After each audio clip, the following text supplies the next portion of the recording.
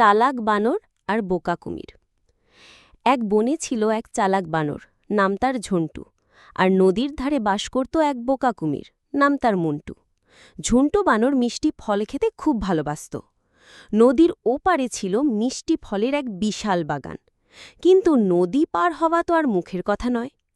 একদিন ঝন্টু গাছের ডালে বসে মন খারাপ করে ভাবছিল কি করে নদীর ওপারে যাওয়া যায়।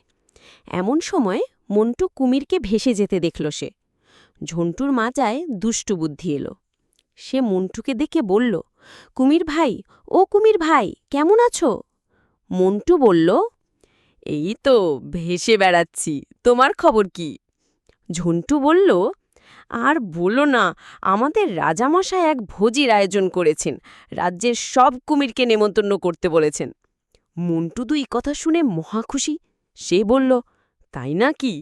কিন্তু রাজামশাই আমাদের গুনতে পারবেন কিভাবে? ঝন্টু চালাকির হাসি এসে বলল, সেজন্যই তো আমি এসেছি। তুমি এক কাজ করো, তোমার সব বন্ধু কুমিরকে ডেকে আনো আর নদীর এপার থেকে ওপার পর্যন্ত এক লাইনে দাঁড় করিয়ে দাও। আমি তোমাদের পিঠের ওপর দিয়ে নাফিয়ে নাফিয়ে গুনে নেব কতজন হয়েছে। বোকা মন্টু ভাবল, বাহ, এ তো দারুণ বুদ্ধি। সে সঙ্গে সঙ্গে তার সব বন্ধু কুমিরকে ডেকে আনল। সবাই মিলে নদীর এপার থেকে ওপার পর্যন্ত একটা সাঁকোর মতো বানিয়ে ফেলল।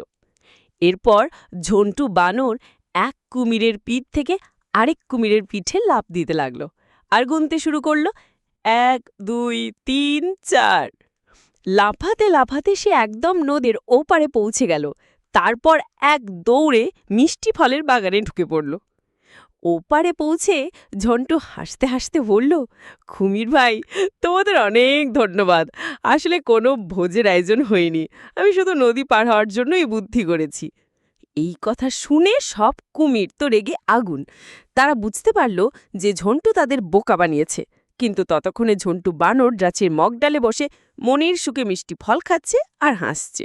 আর বোকা কুমিরগুলো একে অপরের দিকে তাকিয়ে মুখ চাওয়াচাবি করতে লাগলো।